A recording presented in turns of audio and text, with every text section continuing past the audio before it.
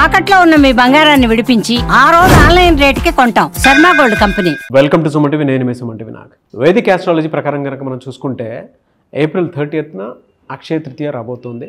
అయితే ఏ తిథి ఏ నక్షత్రం ప్రకారం ఏ విధంగా ఉంటుంది, ఎస్పెషల్లీ సింహరాశి వారికి ఏ విధంగా ఉంటుంది, ఎలాంటి పరిహారాలు పాటించాలి అన్నది ఈరోజు మనతో పాటు వేదిక ఆస్ట్రాలజీ ఉమా గారు ఉన్నారు. అది వారి మాట్లాడాలని తెలుసుకుందాం. నమస్కారం ఉమా గారు. నమస్తే నాగరాజు. ఈసారి రాబోయేటువంటి అక్షయ తృతీయ ఏ తిథి ఏ నక్షత్రంలో ఉందండి అసలు? తప్పకుండా అండి. అక్షయ తృతీయ ఈ రాబోయేటువంటి ఏప్రిల్ 30వ తారీఖు బుధవారము రోహిణి నక్షత్రము కలిసింది. మన శాస్త్రములు పురాణముల ప్రకారము కృతయుగము అని పిలువబడేటువంటి యుగము ఈ యొక్క తది నాడే ప్రారంభమైందట. అందుకనే ఆ రోజున మనం ఏమి చేసినా ఏ పాజిటివ్ థింగ్స్ అండి, ఏ దానము కానీ, జపము కానీ, తర్పణము కానీ, హోమము కానీ, పరిహారము కానీ, ధ్యానము కానీ, ఎనీథింగ్ మనం ఏం చేసినా అక్షయం అవుతుంది.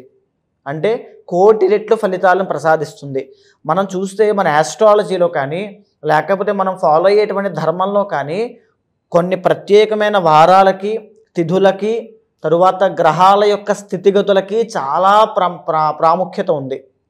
అంటే ఈ ప్రత్యేకమైన వారము, ప్రత్యేకమైన తిథి కలిస్తే వచ్చేటువంటి కాంబినేషన్లో పుట్టేటువంటి శక్తి చాలా ఎక్కువగా ఉంటుంది. అలాంటి తిథుల్లో అక్షయ తృతీయ కూడా ఒకటి. ఈ తిథి నాడు బుధవారము కలిసి రావడం అనేటువంటిది వెరీ రేర్ కాంబినేషన్ అండి. అంటే వెరీ పవర్ఫుల్ అని అర్థము. అందులోనూ రోహిణీ నక్షత్రం కలిసి రావడం అనేటువంటిది ఇంకా పవర్ఫుల్ అని అర్థము.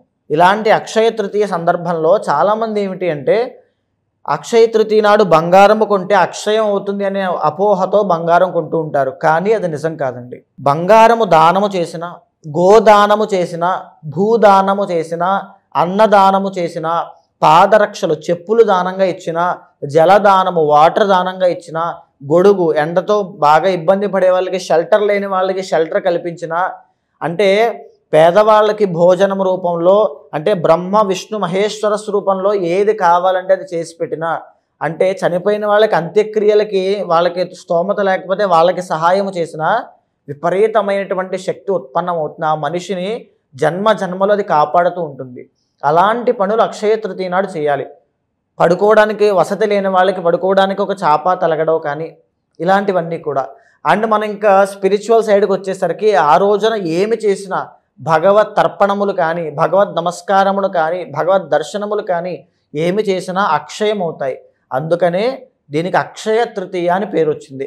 అయితే ఎవరైతే శివ సాయుధ్యాన్ని పొందాలి అనుకుంటూ ఉంటారో, అంటే శివుడి యొక్క సన్నిధికి శాశ్వతంగా వెళ్ళిపోవాలి, అనుభవించింది చాలు అనేటువంటి పరం కోసం కోరుకుంటూ ఉంటారో వాళ్ళైతే ఎస్పెషల్గా పెరుగన్నాన్ని, తర్వాత జలదానము, తర్వాత గోధుమలు, శనగలు దానం ఇవ్వడం వల్ల శీఘ్రమే శివ సాయుధ్యాన్ని పొందుతారు అని చెబుతోంది. అంటే వాళ్ళు మరణించిన తర్వాత అంతటి శక్తివంతమైంది. అయితే ఈ యొక్క తిథి నాడు కొంతమంది ప్రత్యేకమైనటువంటి దోషాలు ఉన్న వాళ్ళకి ఆ పరిహారములు ఆచరించడం వల్ల కొంతమంది ఏంటి అంటే నాగరాజు గారు మీరు చూస్తూ ఉంటారు, ఎన్నో గుళ్ళకు తిరుగుతూ ఉంటారు, ఎన్నో పూజలు చేస్తారు, ఎన్నో హోమాలు చేయిస్తారు, ఎన్నో వ్రతాలు, నోములు, మొక్కులు ఎన్నో ఉంటాయి. పెళ్ళి అవ్వదు, సంతానము కలగదు, సెటిల్మెంట్ జరగదు. అంటే స్కిల్ ఉంటుంది, టాలెంట్ ఉంటుంది, కానీ ఏ పని ముందుకు వెళ్ళదు. అంటే ఒక యూనివర్స్ బ్లెస్సింగ్స్ ఏదో లోపించింది అనేటువంటి భావన, చాలామంది సూసైడల్ టెండెన్సీస్ వరకు వెళ్తూ ఉంటారు కూడా.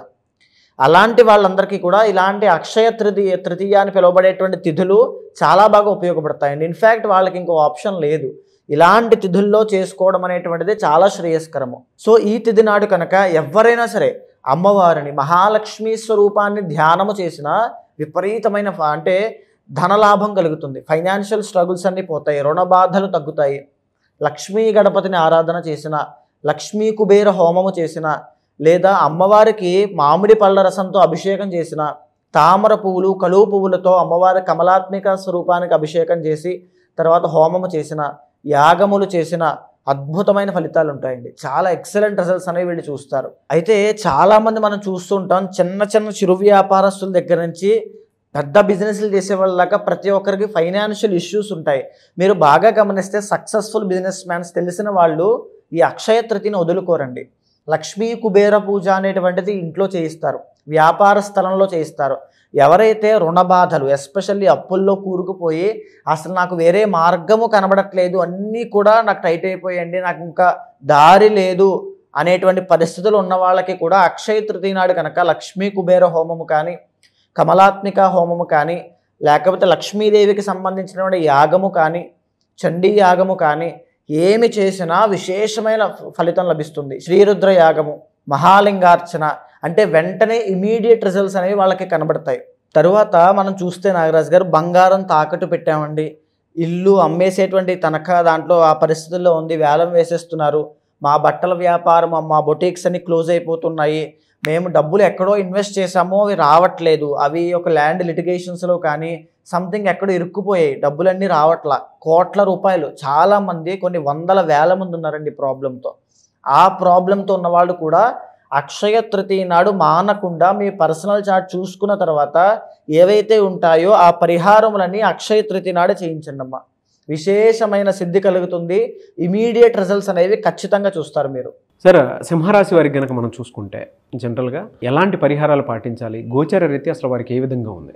తప్పకుండా అండి. ఏమిటి అంటే సింహరాశి వాళ్ళకి జరిగినటువంటి ఏదైతే మొన్న జరిగిన షష్టగ్రహ కూటమి ఉందో అది 8వ స్థానంలో వీళ్ళకి పట్టింది.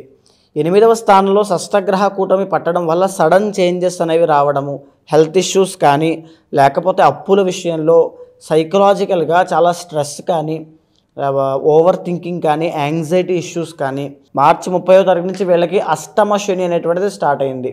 అంటే ప్రతి సిచ్యువేషన్ కూడా క్రిటికల్ అవ్వడము, ఐదర్ ఫైనాన్షియల్ ఆస్పెక్ట్లో అయినా, లేకపోతే సోషలిస్టిక్ ఎలిమెంట్స్లో అయినా, లేకపోతే సైకలాజికల్గా అయినా, ఫిజికల్గా అయినా, ఏ విషయంలో అయినా సరే అండి, అన్నీ కూడా క్రిటికల్ కండిషన్స్ అయిపోతాయి, పీకల దాకా వచ్చేస్తున్నాయి అన్నీ కూడా అనేటువంటి బాధ, భయము ఇవన్నీ వీళ్ళకి కలుగుతాయి.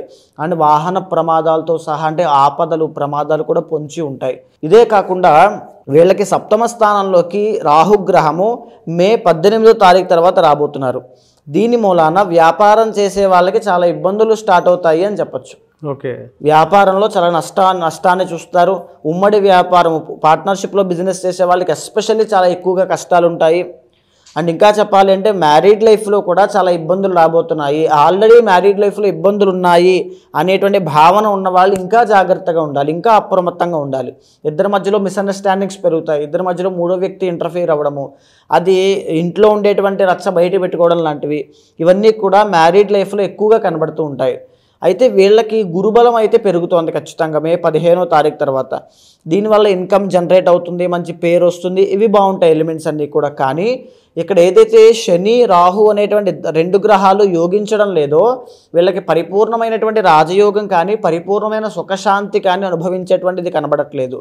అంటే ఏంటి అంటే దీనికి తోడు ఏవైనా పర్సనల్ చార్ట్లో ఏవైనా చిన్న చిన్న దోషాలు ఉంటే, ఉదాహరణకి కాలసర్ప దోషమో, లేకపోతే స్త్రీలకి ఆడవాళ్ళకి లగ్నంలో కుజుడు కానీ, సప్తమంలో శని కానీ ఉండేటువంటి దోషమో, లేకపోతే మగవాళ్ళకి శుక్రబలం లేకపోవడమో, కాలసర్పదోషమో ఎలాంటివి ఏవైనా ఉంటే కనుక చాలా తీవ్రమైన ఇబ్బందులు పడతారు, చాలా క్రిటికల్ పొజిషన్కి వెళ్తారు. ఇలాంటి వాటి నుంచి బయటపడాలంటే కొన్ని ప్రత్యేకమైన తిథులు, కొన్ని ప్రత్యేకమైన వారముతో కూడుకున్నటువంటి శ్రేష్టమైన తిథులు కావాలి.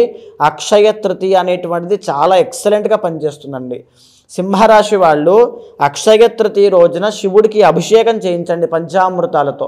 మహాలక్ష్మీదేవి యొక్క స్వరూపానికి, మహాలక్ష్మి ఆలయానికి వెళ్ళి అమ్మవారికి బిల్వపత్రములతో పూజ చేయండి, మామిడి పళ్ళ రసంతో అభిషేకం చేయండి, తేనెతో అభిషేకం చేయండి. రాబోయేటువంటి జీవితం అంతా మధుర క్షణాలతో నిండిపోతుంది. అంతటి అక్షయమైన ఫలితాలు మీకు ఉంటాయి. అయితే పర్సనల్ చార్ట్ చూసుకోవడం అనేటువంటిది చాలా ముఖ్యము. ఇంతటి గొప్ప రోజుని పర్సనల్ చార్ట్ చూసుకుని ఉన్నటువంటి దోషాలకి తగినటువంటి శాంతి పూజలన్నీ కూడా అక్షయ తృతీయ నాడే జరిపించండి. లక్ష్మీ కుబేర హోమము అంటే ఫైనాన్షియల్ ఇష్యూస్ ఫేస్ చేసే వాళ్ళకి, నెగిటివ్ ఎనర్జీ, నరదృష్టి ఉన్న వాళ్ళకి సుదర్శనము, ఇలాగ అంటే మ్యారేజ్ అవ్వట్లేదు అనుకునే వాళ్ళకి సుబ్రహ్మణ్యము, అంటే వాళ్ళ యొక్క పర్సనల్ చార్ట్ అనలైజ్ చేసిన తర్వాత వచ్చిన దాన్ని బట్టి ఆ పూజలన్నీ కూడా అక్షయ తృతీయ నాడు చేయండి. ఇమీడియట్ రిజల్ట్స్ అనేవి మీరు ఖచ్చితంగా చూస్తారు.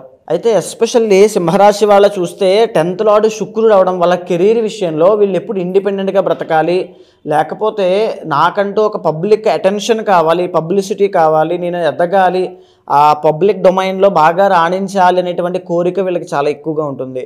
అది శుక్రుడు రూల్ చేస్తూ ఉంటాడు కాబట్టి, మహాలక్ష్మి అధిపతి కాబట్టి, ఎవరైనా సరే మీరు మోడలింగ్ ఫీల్డ్లో ఉన్న యాక్టర్ కానీ, యాక్ట్రసెస్ కానీ, లేకపోతే మేకప్ వేసుకునేటువంటి ఏ రంగంలో ఉన్నా, ఈవెన్ ఆడవాళ్ళకి సంబంధించిన బట్టల వ్యాపారములు, లేకపోతే ఇంటీరియర్ డిజైనింగ్స్ కానీ, కాస్మెటిక్స్ కానీ, బ్యూటీ ప్రొడక్ట్స్ సంబంధించినటువంటి క్రియేటివ్ సంబంధించిన వాటిలో ఏమున్నా సరే చాలా ఎక్సలెంట్గా అక్షయ తృతీయ మీకు చాలా బాగా పనిచేస్తుంది. మీకు ఉండేటువంటి ఏకైక గోల్డెన్ ఛాన్స్ అక్షయ తృతీయ. ఆ రోజు మీరు ఎంత ధ్యానము చేస్తే అమ్మవారికి అంత మంచిది, ఎంత అమ్మవారికి హోమము జరిపిస్తే అంత మంచిది. తామర పువ్వులు, కలువ పువ్వులు, తరువాత అమ్మవారికి ఇష్టమైనటువంటి మల్లె పువ్వులతో అమ్మవారికి హోమము చేయడం అనేటువంటిది చాలా బాగా పనిచేస్తుందండి.